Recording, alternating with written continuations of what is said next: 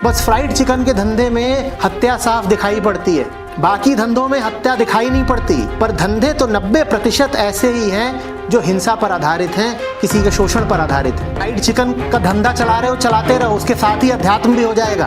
तो आदमी को बड़ा सुकून मिलता है, कहता है ये मिले असली गुरुवर। उन्होंने कहा फ्राइड चिकन का धंधा भी चलता रहेगा और मुक्ति भी मिल जाएगी। दोनों हाथों में लड्डू और सर कढ़ाई में। बुद्ध ने कुछ छोड़ा तो वो राजा थे इसलिए छोड़ा, उन्होंने भोगा था फिर छोड़ा। या फिर कुछ तुमने कुछ अभी अर्जित ही नहीं किया है संसार में तो तुम छोड़ोगे क्या? छोड़ने के लिए भी तो कुछ होना चाहिए। गलत और बहुत व्यर्थ का तर्क है ये, जिसने भी दिया हो फर्क नहीं पड़ता। बुद्ध ने संपदा नहीं छोड़ी थी, बुद्ध ने दुख छोड़ा था। जिसको जहां दुख होगा वो उसको छोड़ेगा। संपदा में भी दुख हो सकता है, ज्ञान में भी दुख हो सकता है, सत्ता में दुख हो सकता है, ताकत में दुख हो सकता है।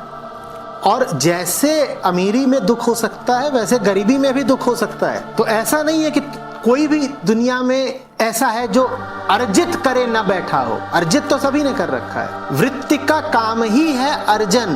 किसी की वृत्ति अर्जित करती है धन और किसी की वृत्ति अर्जित करती है निर्धनता। और तुम जो कुछ अर्जित करोगे तुम उसी में दुख पाओगे। तो हम सभी के पास कुछ ना कुछ है जरूर, वो हमारा नहीं है, वो बाहर से आया है। जो तुम्हारे लिए आनंद रूप हो उसका तो त्याग करोगे नहीं, त्याग उसी का तो करोगे ना जो दुख देता हो। कुछ था बुद्ध के जीवन में जो उन्हें दुख देता था, बुद्ध उसे छोड़कर आगे बढ़ गए। तो ये बेकार का तर्क है कि जहां हो वहीं रहो, क्यों रहो। ये इतनी बड़ी दुनिया किस लिए है अगर तुमको एक छोटे से बिल में ही घुस के रहना है तो। पर ये बात मन को सुहाती है। बाकी सब संत महात्मा तो बता गए हैं कि त्याग करना पड़ेगा। अब कोई आए और बता दे कि नहीं कुछ छोड़ना नहीं पड़ेगा, जो कर रहे हो वही करते रहो। तुम्हारी दुकान चले ना चले, गुरुदेव की पूरी चल रही है।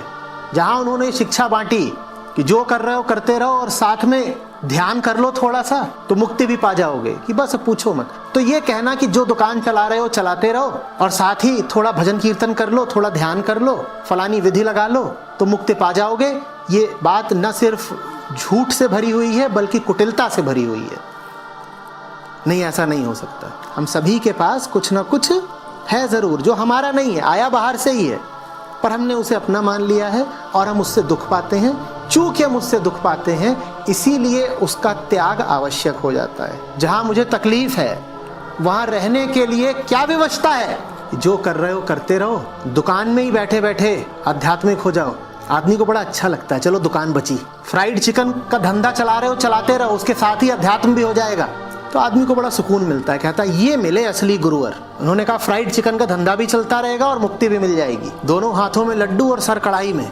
मजा ही आ गया बिल्कुल। फ्राइड चिकन का उदाहरण लिया, ये मत सोचना कि सिर्फ कसाई के काम में ही बर्बरता है। अधिकांश व्यवसाय कसाई के ही व्यवसाय हैं। बस फ्राइड चिकन के धंधे में हत्या साफ दिखाई पड़ती है, बाकी धंधों में हत्या दिखाई नहीं पड़ती। पर धंधे तो 90% ऐसे ही हैं जो हिंसा पर आधारित हैं, किसी के शोषण पर आधारित हैं, कि तुम्हारी जिंदगी जैसी है वैसी बनी भी रहे और साथ ही साथ तुम्हें मुक्ति भी मिल जाए। बिल्कुल झूठ बात।